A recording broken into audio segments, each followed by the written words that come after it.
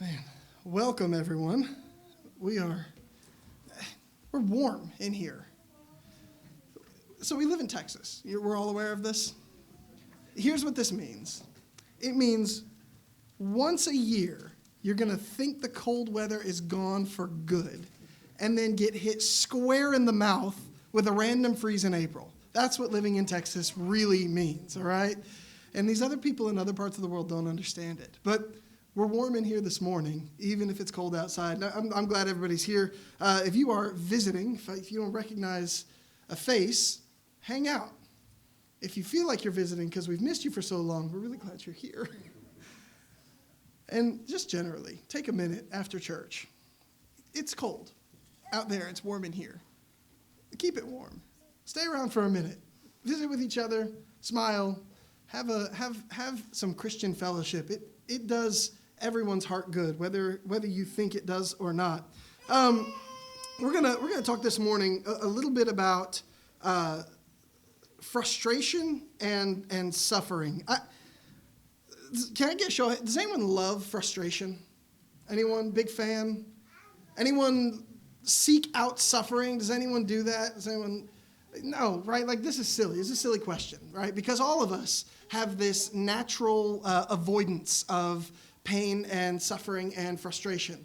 All those things that are associated with negative emotions, we naturally try to run as far away from those as we can.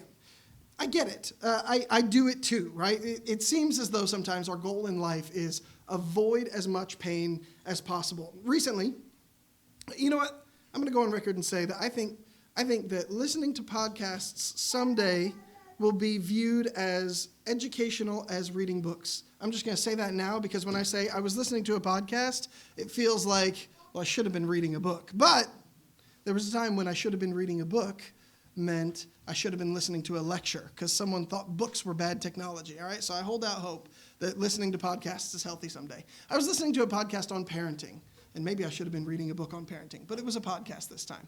And, parenting, it's a massively daunting and difficult task, and so I'm trying to learn a little bit about it. And there's this lady named Becky Kennedy, and she's a doctor of childhood development. She's talking about how parents will, this generation of parents in particular, me, have this goal of helping our children avoid suffering. Does anybody hear any problems with that? No, right? I didn't either, right? We don't want our kids to suffer, of course. But then she was talking about how avoiding suffering can, it's not always the best thing to do as a parent. And, of course, I was intrigued. She said, we want resilient children, right? We want to raise children who are confident in their abilities and able to accomplish things. Well, if they're going to do that, they have to then be frustrated because frustration is part of accomplishment. And so she was talking and saying that as parents, we shouldn't avoid frustration for kids. We shouldn't avoid suffering for our children. And the example she gave, small example to make a big point, was a school project. There are a lot of times where a kid's having a hard time with a project, and it's simple. It's simple. It's gluing paper on other paper in the right order. And they're really having a hard time motivating. They're having a really hard time with the glue, and it might just be easier. It will be faster. It's the night before. I'll do it. Well, you know what you've taught your child there is when frustration comes, Mom and Dad's going to bail me out. Right? I don't need to be frustrated. I don't need to be worried because I'm not going to have to do it if it's too hard. I don't have to accomplish this. You know what else you're teaching them is I can't. I can't. When I can't do something, Mom and Dad will swoop in because I'm not capable. That's the message that's being sent to your children when you actively try to help them avoid frustrations by doing things for them. And it doesn't grow resilient kids. What it does in effect is it handicaps them. And it does not prepare them for adulthood because in adulthood, there's frustration. That's where you amen because you're awake. Okay, in adulthood, there is frustration. Did anyone else? Yeah, come on now. Listen, it's a part of our life. And if we don't acquire those skills as a child, then, we end up doing what we do now. We live in a very privileged world right now. And our mindset towards frustration and suffering is, run. Get as far away from it as possible. If that's frustrating, I'm going to avoid it. I'm going to ignore it. I'm going to try and get away from it. Here is a small example to make a big point. If you know that someone annoying in your office, do we all go into offices anymore? Is that how this works? If you know that someone annoying in your office sits over here or eats lunch at 12:15 and you don't want to see them, well, guess what? You don't have to. You just avoid that person because they're frustrating to you, right?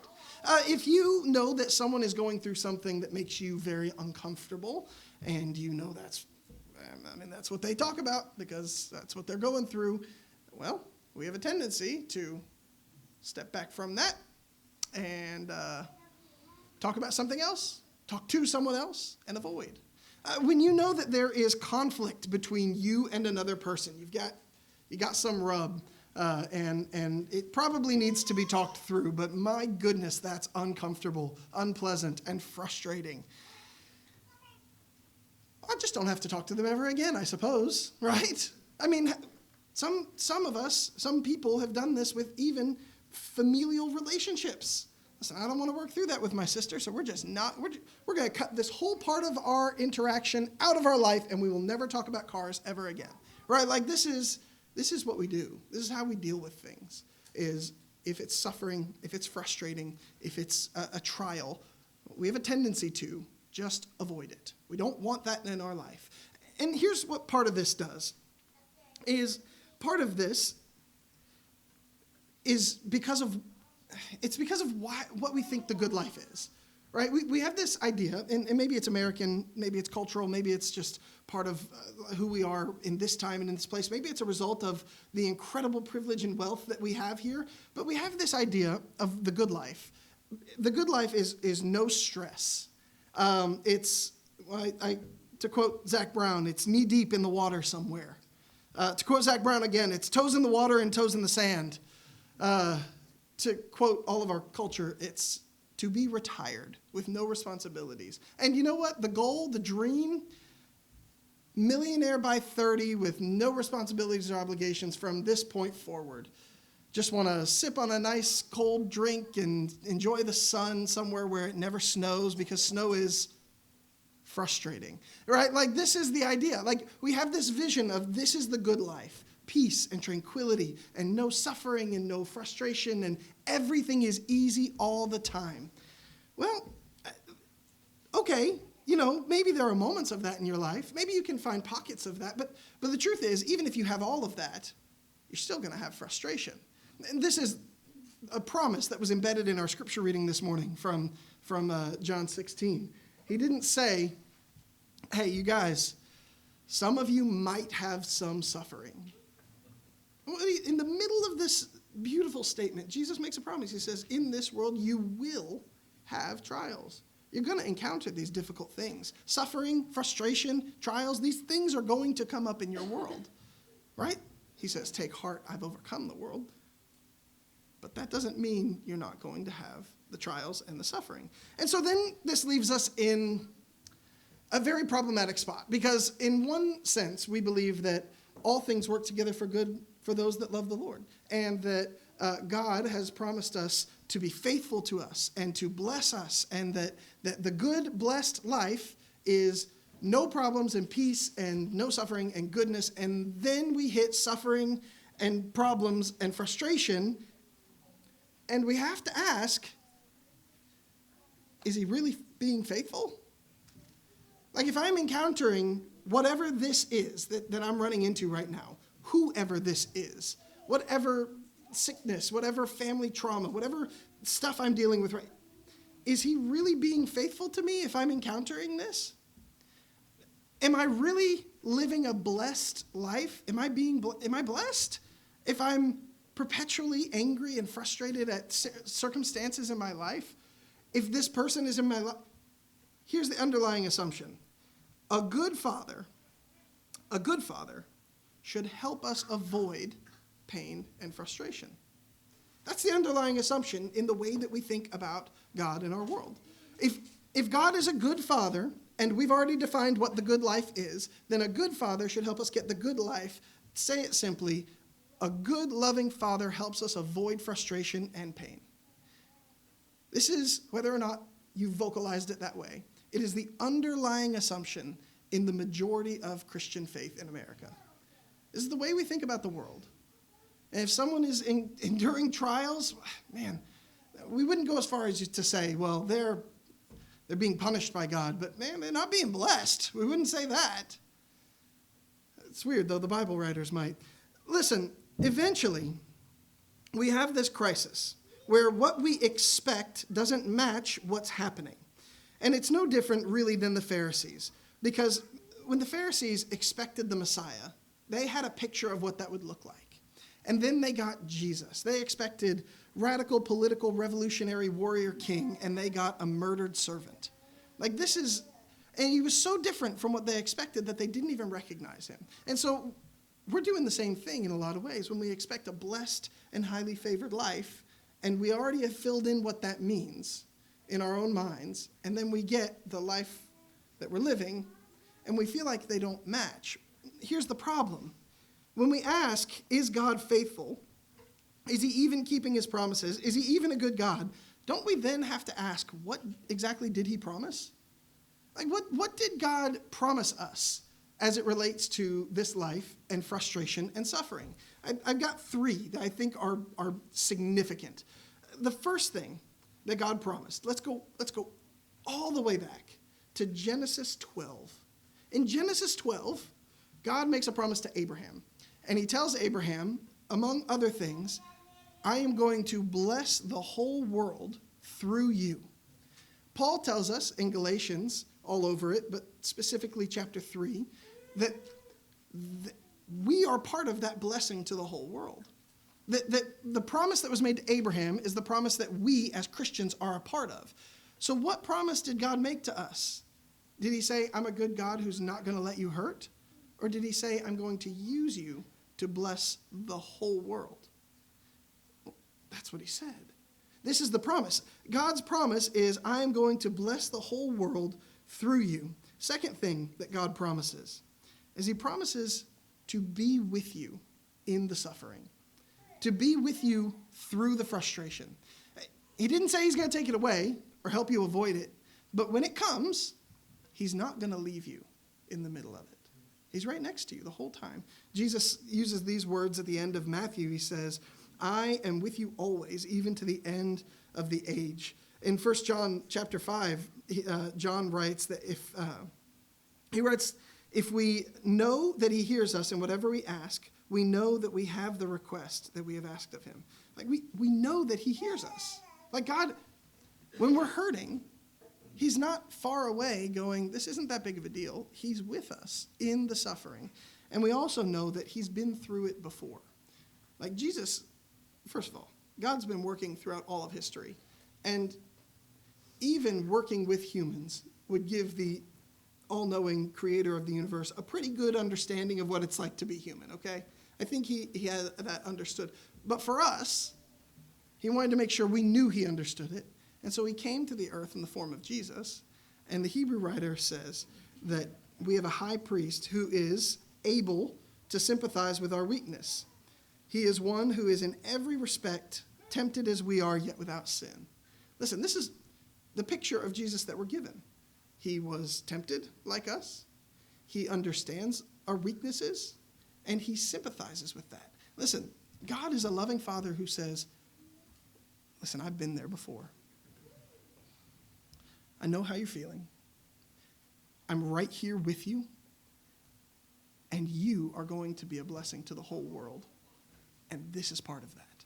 It's this idea of God redeeming our frustration, turning our frustration and our suffering into something that can accomplish things in the world. Might I say, something that can bring the kingdom into the world. So, if that's what we're dealing with, what might that look like? Right? The good life, it might not be, to use the phrase, sunshines and rainbows, right? Like it might not just be blue skies and rainbows like the song, or sunshines and rainbows and butterflies, unicorns, I don't know, magical, mystical, happy things, right? This might not be the good life that all of us expect the good life to be, it might look a little, what is it going to look like? Well, we're going to have to go through this very quickly, but Psalm 23. Psalm 23 is one that we're very familiar with, but if you were in our Psalm class a couple months ago, when did we do Psalms? Was that like the summer or the fall? If you were in our Psalms class, we looked at this verse, and I think there's a perspective, a read on this verse that sort of unlocks, enlightens, gives a voice to what it is like to follow God. I think that's what this poem is really trying to communicate. We're going to read it briefly and then make just a couple comments. Psalm 23 and verse 1, the Lord is my shepherd, I shall not want. He makes me lie down in green pastures. He leads me beside still waters. He restores my soul. He leads me in paths of righteousness for his name's sake. Even though I walk through the valley of the shadow of death, I will fear no evil, for you are with me. Your rod and your staff, they comfort me. You prepare a table before me in the presence of my enemies. You anoint my head with oil. My cup overflows. Surely goodness and mercy shall follow me all the days of my life, and I shall dwell in the house of the Lord forever. If you remember, I'm going to try and recap I think it was 2 full classes that we did on this. So that was an hour and a half. I'm going to recap it in 5 minutes. Maybe. Who's talking here? What is this poem presented from the perspective of? It's presented from the perspective of a sheep following a shepherd. And it's symbolic. It's a metaphor, right? David is writing this, and he is describing himself as a sheep. And if it's a sheep the whole way throughout, then you have some pretty interesting things. Like, for one, the setting of this poem, the only setting we're given is the temple. Okay, the house of the Lord, the temple. What about the green pastures? Well, if you notice, that's past tense, right? He makes me lie down in green pastures. He leads me beside still waters. Like, this is the thing that the shepherd does for me. He does. He's not doing it right now, but he does this. And he restores my soul. Like, this is who the shepherd has always been for me. Where are we, though? We are in the house of the Lord. Then he describes the walking. When he says he leads me in paths of righteousness for his name's sake, there's this, the word that is used here is a really specific word. I need to come up with an example of a way that we use specific words that could mean anything, but every time we use it, it means one thing, because that's what they're doing here. The word is translated paths, but it is the word in Hebrew that refers to the path that animals make, like the cow paths. All right, like if any of you have a dog in your backyard, you know the little path that your dog runs around the fence, and they just beat the grass down in that. Like, that's what we're talking about. It's the path of an animal.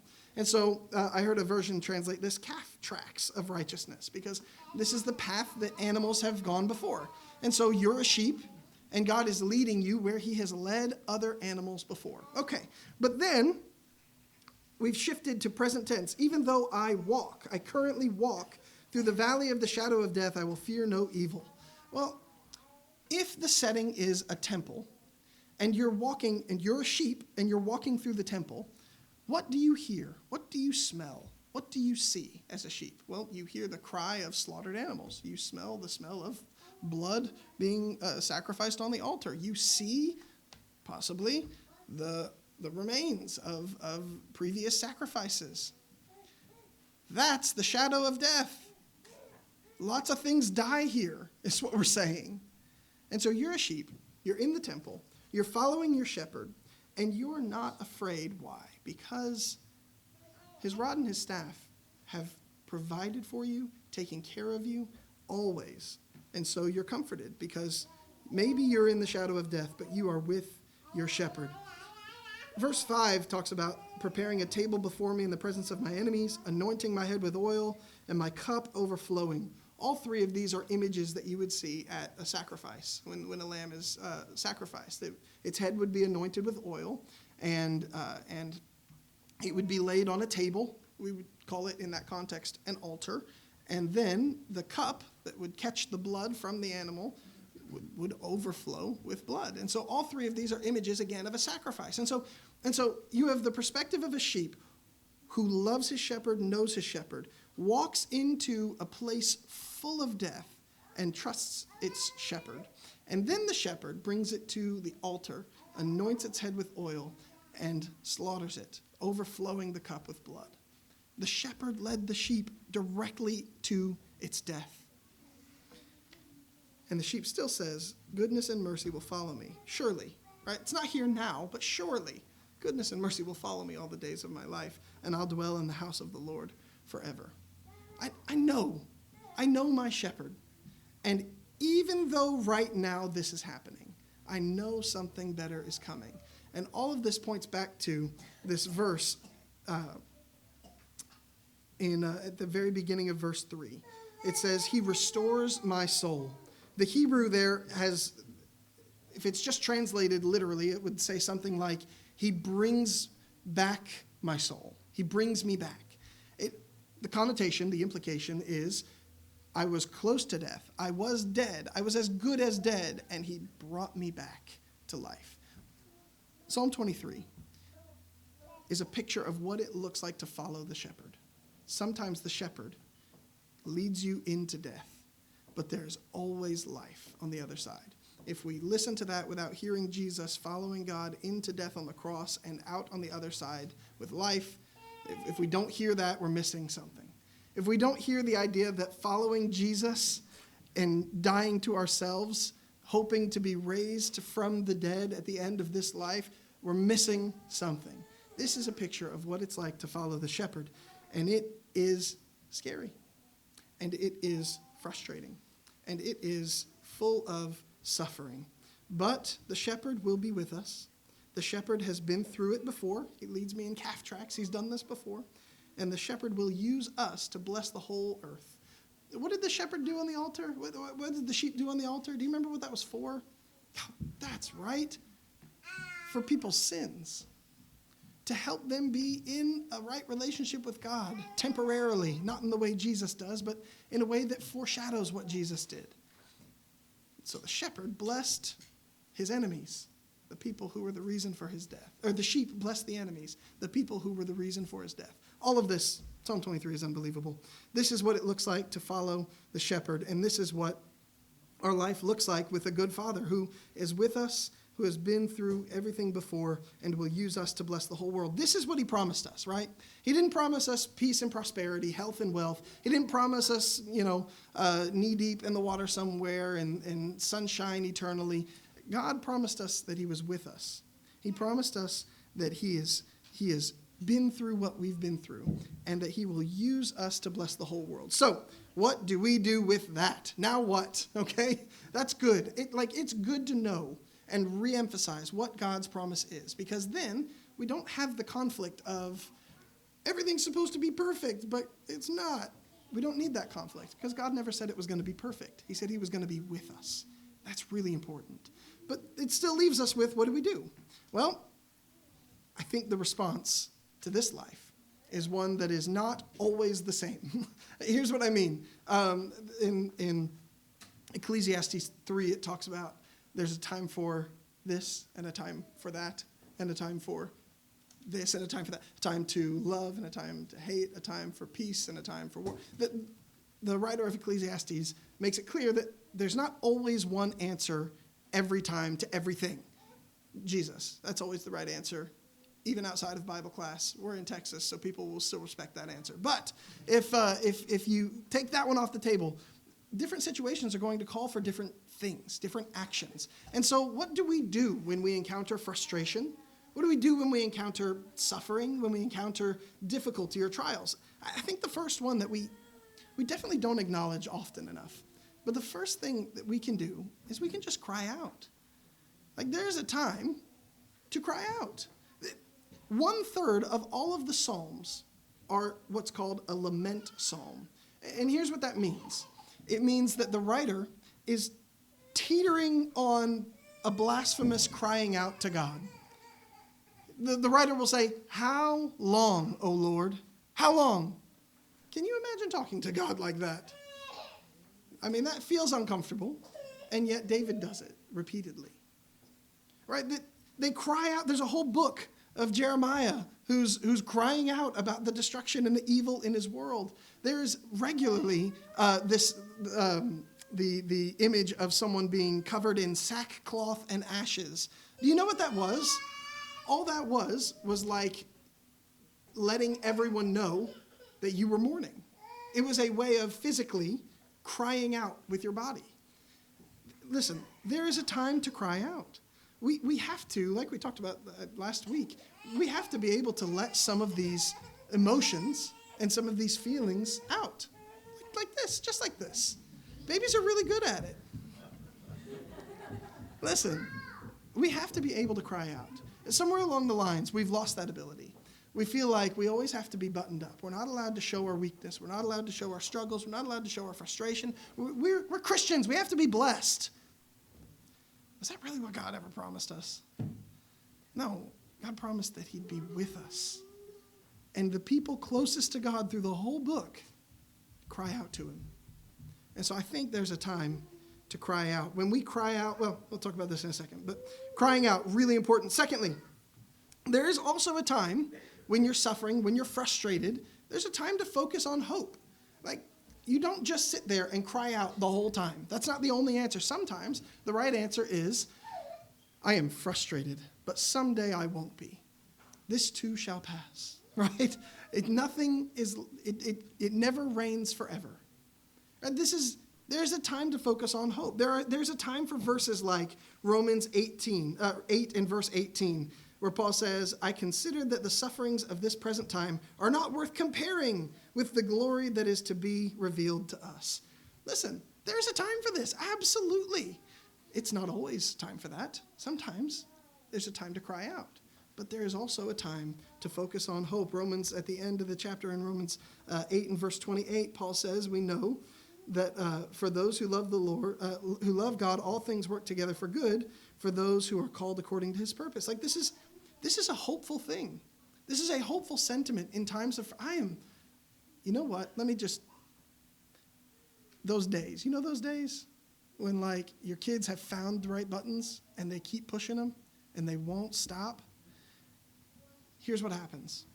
You look at your clock, because we all wear watches still, and you say, oh my goodness, only 4 more hours till bedtime. Whoa. You know what? 4 hours isn't forever, and tomorrow will be better. There's a time to focus on hope. And then after the kids go to bed, there's a time to cry out. Court, those children, right? Like, you see what I'm saying? There's a time for different responses to frustration and to suffering. There's also a time to be strong. There is a time when you see the situation calls for you to be the one who is strong. Maybe you're the one who brings up the hope. Maybe you're the one who stands firm even though things are coming at you. There is absolutely a time to be strong for the people around you. Peter says in 1 Peter 5, resist him firm in your faith, knowing that the same kinds of suffering are being experienced by your brotherhood throughout the world. Listen, there's a time to sit there and say, I'm suffering, and so are other people. I can make it through this. I can make it. I can be the strong one today. Sometimes you got to take turns.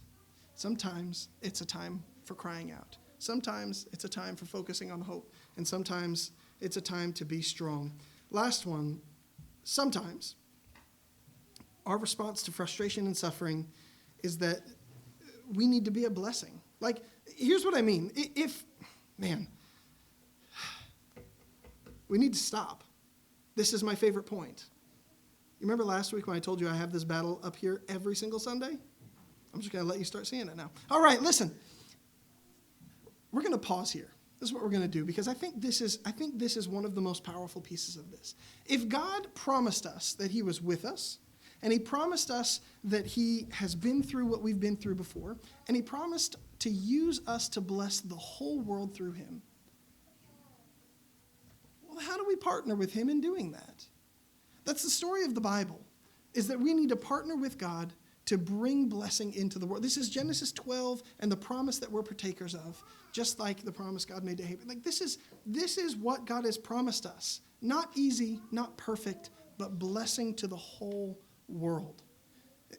To put it in language from the last several lessons that I've done, the bringing of the kingdom to places on earth. This is what God has promised us that he's going to do through us. And this is what he can do through our suffering, is he can make us a blessing. I want to stop here and give you one illustration, and then we'll have our invitation. As a parent, as a loving parent, a loving uncle, a loving mentor to a child, one of the great things that you can give a child is the ability to ride a bike. Listen, maybe we haven't ridden enough bikes lately.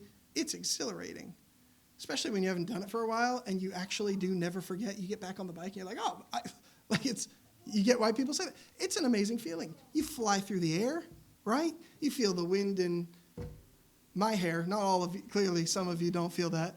Listen, you feel like I've never moved this fast in my life. You feel weightless. You're just gliding across.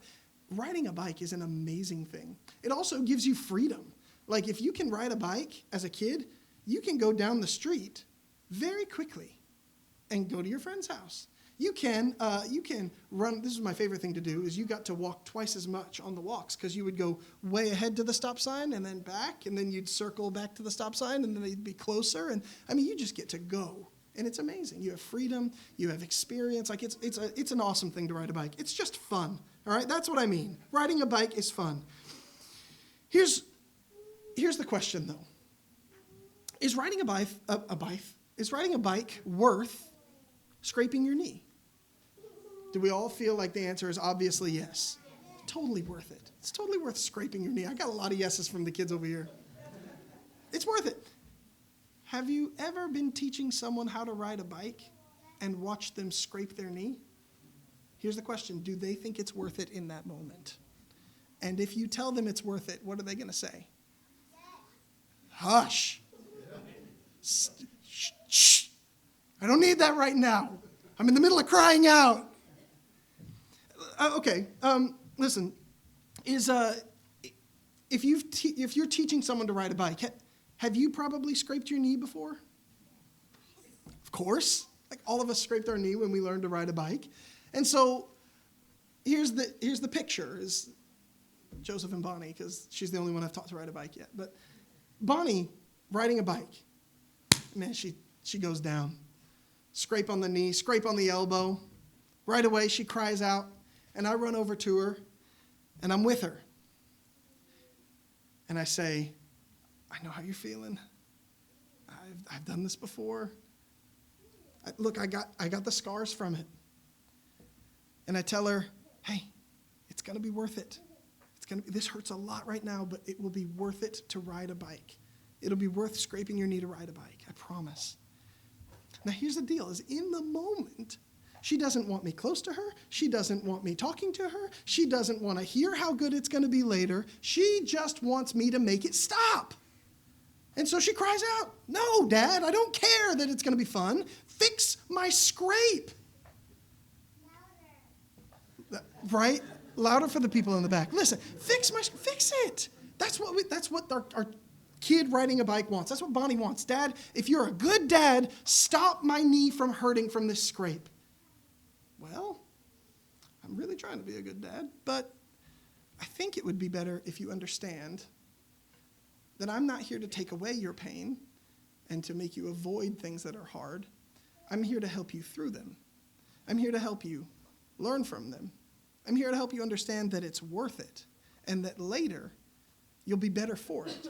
I'm here to help you know that even when you're hurting, I'm right next to you. I'm not leaving. I'm not going to let you go, even when you're hurting. I'm here so that you know that this is not all there is.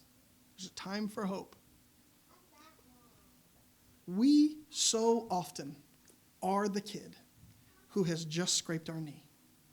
And we are crying out to God, and there is a time for that. But often we stay in that time and we cry out to God and we just want him to fix it, take away our pain. You should never, I think I actually got this told to me mid-bike riding lesson. You should never have told me to ride this bike, right? Because of this pain. And yet as the adult, we know it's worth it. It's okay. I've been there before. I'm with you still. This picture is the message God wants us to hear in our time of suffering. Next lesson, we'll talk about how in our suffering we can bring the kingdom to the world. But for this morning, remember the promises God made. He didn't promise perfection and ease. He promised that he'd be with us. He promised that he has done this before, and he promised that he will use us to be a blessing to the whole world. This is what Jesus did on the cross, and this is why we have hope, because of these promises that God made to us. If you need to respond to the invitation, need to become a Christian, man, I don't have time for it because I don't have time for anything when I preach, but we have time. We got time. We got time to sit down and show you what the whole book says. We'll go through it page by page if you need. If you need prayers of the church, if right now is the time to cry out, cry out. This is what we're here for. And if you need encouragement or whatever you have need of, we love you, and so we want to help you. You just have to come and let us know while we stand and sing.